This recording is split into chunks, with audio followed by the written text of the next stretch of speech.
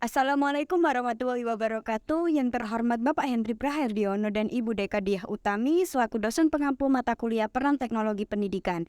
Di sini kami dari kelompok 9 akan mempresentasikan tentang alat seluler. Nah, yang pertama kami akan memperkenalkan diri, yaitu Saya Muhammad Al-Farid Gunawan. saya Nirmala Putri Lufianto. Saya Rian Nur Fajri Kusuma. Di sini saya akan menjelaskan roadmap dari alat seluler itu sendiri. Yang pertama, kita akan menjelaskan pengertian alat seluler, kemudian fungsi alat seluler, yang ketiga manfaat alat seluler, yang keempat cara pengaplikasian alat seluler, dan yang terakhir finishnya contoh alat seluler pada masa depan. Untuk tahap pertama yaitu pengertian alat seluler.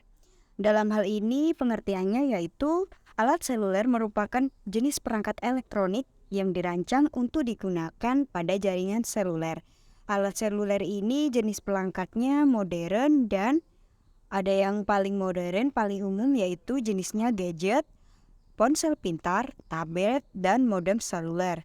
Kemudian perangkat seluler ini dapat terhubung ke jaringan seluler untuk mengakses internet dan layanan telekomunikasi lainnya. Ponsel pintar dan tablet juga biasanya dilengkapi dengan berbagai aplikasi dan fitur tambahan seperti kamera, pemutar musik, GPS, dan banyak lagi. Dalam era digital ini, alat seluler menjadi salah satu alat komunikasi yang penting untuk menjadikan sebagai kita untuk mengakses segala informasi yang paling populer dan penting bagi masyarakat. Kemudian slide selanjutnya akan dijelaskan oleh teman saya. Oke, selanjutnya fungsi alat seluler. Yang pertama, layanan telekomunikasi seperti internet, SMS, dan panggilan suara. Yang kedua, sebagai kamera pemutar musik, dan GPS. Yang ketiga, membaca berita, menonton video, memainkan game, dan belajar online. Yang keempat, e-commerce, vintage, dan aplikasi mobile. Selanjutnya, manfaat alat seluler. Yang pertama, sebagai komunikasi. Alat seluler memungkinkan kita untuk berkomunikasi dengan orang-orang di mana saja dan kapan saja. Lalu yang kedua, produktivitas. Alat seluler memungkinkan kita untuk melakukan banyak hal seperti mengirim email, mengakses internet, dan menggunakan aplikasi yang produktivitas. Selanjutnya, yang ketiga ada akses informasi. Dengan alat seluler, kita dapat dengan mudah mengakses informasi dari internet seperti berita, cuaca, dan informasi penting lainnya. Lalu yang keempat ada hiburan. Alat seluler juga menawarkan banyak opsi hiburan seperti streaming musik dan video, permainan, dan buku audio. Selanjutnya yang kelima keamanan. Alat seluler dapat membantu memastikan keamanan kita dengan fitur seperti lokasi dan pemantauan aktivitas. Yang keenam, koneksi sosial. Alat seluler memungkinkan kita untuk terhubung dengan teman dan keluarga kita melalui media sosial dan aplikasi pesan. Selanjutnya yang ketujuh, memudahkan berbelanja. Alat seluler memungkinkan kita untuk melakukan pembelian secara online dan mudah membayar dengan menggunakan aplikasi pembayaran digital. Ya, selanjutnya kita akan mempelajari dan membahas bersama terkait pengaplikasian alat seluler. Jadi sebenarnya alat seluler ini dapat digunakan dalam menunjang proses pembelajaran, sehingga juga alat seluler ini disebut sebagai alat yang dapat membantu pembelajaran ini untuk yang memfasilitasi pembelajaran dan juga meningkatkan performansi manusia. Nah, sebenarnya dalam pendidikan itu banyak sekali alat seluler yang sudah mulai berkembang dan juga sudah digunakan. Nah, hal itu juga yang menyebabkan penggunaan alat seluler ini disesuaikan dengan kebutuhannya masing-masing. Nah, kita bisa lihat nih, contohnya yang pertama ada distance learning. Kita ketahui bahwa distance learning atau pembelajaran jarak jauh yang saat ini juga sudah semakin berkembang, tentu dapat dilakukan jika ada alat-alat penunjang. Nah, alat penunjang ini salah satunya adalah alat seluler.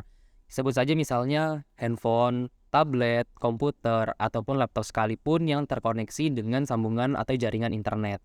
Dengan adanya hal itu, kita kira bisa melakukan pembelajaran yang tidak hanya sebatas di tempat yang sama, tetapi juga bisa melakukan pembelajaran di tempat yang berbeda-beda. Nah, alat-alat seluler tersebutlah yang menjadi penghubung antara guru ataupun siswa-siswa lainnya yang berada di tempat yang berbeda namun bisa melakukan proses pembelajaran yang sama. Nah, kemudian alat seluler ini tidak hanya sebatas untuk penggunaan jarak jauh saja atau distance learning, tetapi juga dapat digunakan dalam pembelajaran yang disebut dengan blended learning. Kita ketahui bahwa blended learning ini adalah penggabungan dari dua variasi, yaitu pembelajaran konvensional dan juga pembelajaran digital. Pembelajaran blended learning ini membuat siswa mengalami proses pengalaman belajar yang semakin menyenangkan karena mereka dapat bertemu dengan guru dan teman-teman lainnya secara face to face, dan mereka juga dapat melakukan pembelajaran melalui internet. Jadi mereka bisa mengalami proses pengalaman pembelajaran yang menyenangkan. Mereka bisa face to face, tetapi mereka juga menggunakan alat seluler sebagai penunjang mereka. Sebut saja si Pejar yang digunakan oleh Universitas Negeri Malang. Sistem pengelolaan pembelajaran yang dimana sering digunakan meskipun pembelajaran diadakan secara tatap muka. Dengan adanya si Pejar, kita bisa belajar, mendapatkan resource dan juga mendapatkan insight baru dari learning management system tersebut. Kemudian kita juga bisa langsung berdiskusi ataupun berinteraksi dengan dosen di kelas saat tatap muka seperti itu.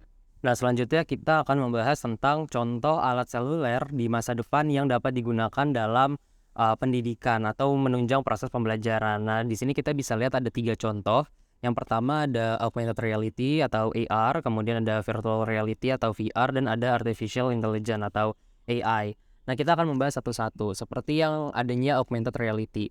Augmented reality ini membuat siswa dapat mempelajari sesuatu dengan sangat menyenangkan. Karena apa? Dengan adanya augmented reality, mereka akan merasa bahwa ada materi-materi pembelajaran atau topik-topik pembelajaran ini dapat disajikan secara 3 dimensi dan hadir di tengah-tengah mereka, seperti itu.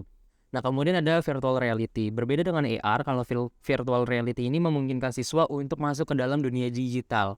Jadi kalau AR ini membuat dunia digital masuk ke dalam kehidupan asli, tapi kalau VR ini membuat kehidupan asli seperti dalam dunia digital. Nah, VR ini juga membuat proses pembelajaran menjadi menyenangkan karena mereka dapat secara langsung mempelajari hal-hal yang mungkin tidak dapat disajikan dalam dunia nyata.